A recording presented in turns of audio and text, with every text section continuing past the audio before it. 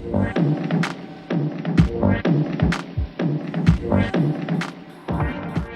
guys, so today I'm going to be sharing with you guys my first video in my new series called Beauty Tip Tuesday. And before I get on with the actual tip for this Tuesday, I'm going to talk to you guys a little bit about what the series is and what I, have hopes for this series. So basically the series is going to be on every Tuesday, or at least I will try to do it every Tuesday, otherwise every other Tuesday, but look out for it every Tuesday.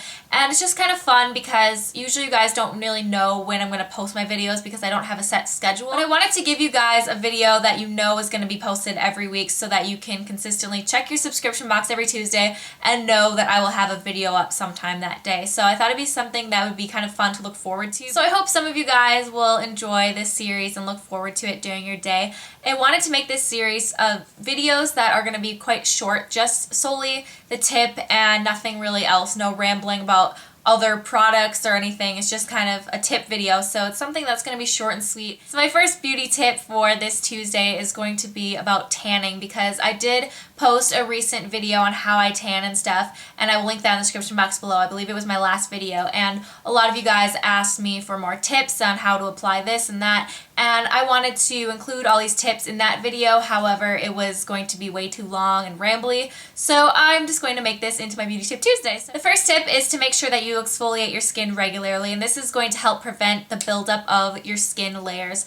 And basically I kind of described this briefly in my tanning video, but if you haven't watched that, then I will repeat myself. Otherwise, if you haven't watched that video, this will be new information for you. But if basically this is your skin layer, and if you just put on the tanner, it's going to go on, the most newest layer of skin, and that can cause buildup because it's not even. So what you want to do is make sure you exfoliate, and that's going to help remove any of the excess dead skin cells and everything so that it comes off, because your skin is constantly losing skin cells, which sounds really gross. But that's what happens, so make sure that you exfoliate and get rid of that layer, and your tan will be a lot more even. Tip number 2 is to make sure that if you're going to shave, then do so 24 hours ahead of time before applying your self-tanner, and that's just because when you do shave, it's removing a layer of skin, and that is going to remove that top layer of tan, so it's not going to last as long, and you're not going to be as tan for long. So make sure that you do so ahead of time. Tip number 3 is to make sure that you heavily moisturize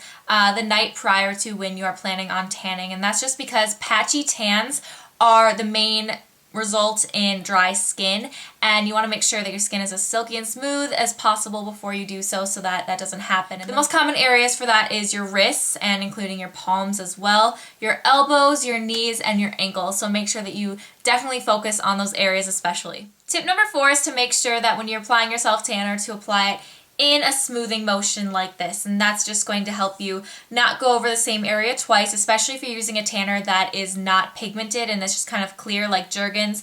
That sometimes you can't tell if you're going over it more than once, so make sure that you just take it a little bit at a time and go in a smoothing motion. It's also going to make the tan less uneven, especially because even if it is pigmented, if you're rubbing it, it's going to just kind of disperse in awkward areas. So smoothing the area is definitely the way to go. Tip number 5 is to make sure that when you're using a self-tanner, you don't wash your hands, or at least try not to as much as you can, not to wash your hands for at least a minimum of 2 hours after you apply your self-tanner. That's just because that is kind of the minimum developmental time in your tan that it's going to take to set into your skin, and if you wash your hands, it's going to wash right off the tan, and you're going to be left with kind of a streak of where your tan is, and then it's not, and then people can tell that you tan. If you need to wash your hands, try to use some hand sanitizer wipes and stuff. Otherwise, a good 2 to 4 hours should be good. And the last tip I have for you guys is if you want to make sure that your tan fades evenly instead of patchy, some tan here, some tan not here, make sure that you apply a moisturizer every single day after you apply your self-tanner.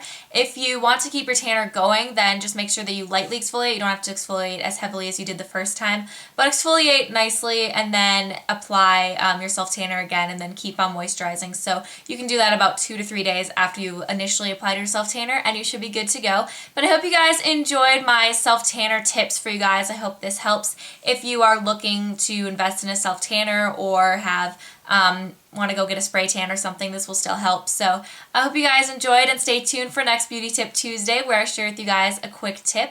Have a great day, and I'll talk to you guys later. Bye!